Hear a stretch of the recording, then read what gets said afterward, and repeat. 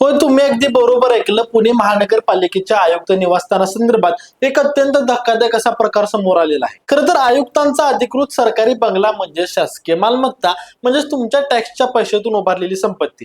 आणि याच बंगल्यामधून महागडी सामानं जसं की झुंबर, एअर कंडिशनर्स, लाईट फिटिंग्स आणि डेकोरेशनचं इतर साहित्य अचानक गायबच झालेलं आहे. आणि विशेष म्हणजे या सगळ्यांची कोणाला देखील खबर नाही आणि याबाबत कोणाला देखील अधिकृत खुलासा देखील झालेला नाही. आणि या घटनेतील सर्वात संतापजनक बाब म्हणजे महानगरपालिकेने आता याच सामानासाठी नव्याने तब्बल 20 लाख रुपयांचं टेंडर काढलेलं आहे. म्हणजे काहीतरी एकदा खरेदी केलेलं महागडं सरकारी सामान नेमकं कुठे गायब झालं याचा पत्ता नाही आणि त्याऐवजी पुन्हा एकदा तुमच्याच कराच्या पैशातून हे सामान नव्याने खरेदी केलं जाणार आहे.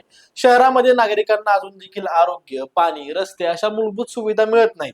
मात्र शासकीय बंगल्याच्या सजावटीसाठी कोट्यावधी रुपये खर्च केले जातात. आणि विशेष म्हणजे आयुक्त निवासस्थानाचं नूतनीकरण 2018 मध्येच मोठ्या खर्चामध्ये पूर्ण झालं होतं. मग अवघ्या काही वर्षातच इतकं महागडं साहित्य नेमकं कसं गायब झालं आणि यामागे नेमकं कोण आहे आणि कोणाच्या देखरेखीखाली हे सगळं घडलं आणि सगळ्यात महत्वाचं म्हणजे याला जबाबदार कोण आहे? कारण महत्वाची गोष्ट म्हणजे ही केवळ वस्तूंची चोरी नाही, तर ती आहे जनतेच्या विश्वासाची चोरी. म्हणूनच पुणेकरांसाठी हे प्रकरण अतिशय गंभीर आहे, कारण हा बंगला कोणाचा खासगी घर नाही, तर आपल्या सर्वांची म्हणजेच नागरिकांच्या कराच्या पैशातून उभारलेली मालमत्ता आहे. सरकारी बंगल्यामधून महागडी सामानं गायब होणं आणि त्यासाठी पुन्हा तुमच्याच पैशातून नव्याने खरेदी केले जाणं हे खरंच सामान्य माणसाच्या डोक्यावरचा थट्टा नाही का? तुमच्या प्रतिक्रिया आम्हाला खाली कमेंट बॉक्समध्ये जरूर लिहा आणि व्हिडिओ आवडल्यास व्हिडिओला लाईक करा, शेअर करा आणि अशाच नवनवीन व्हिडिओज पाहण्यासाठी आपल्या स्पेस चॅनल नक्की सबस्क्राईब करा. धन्यवाद.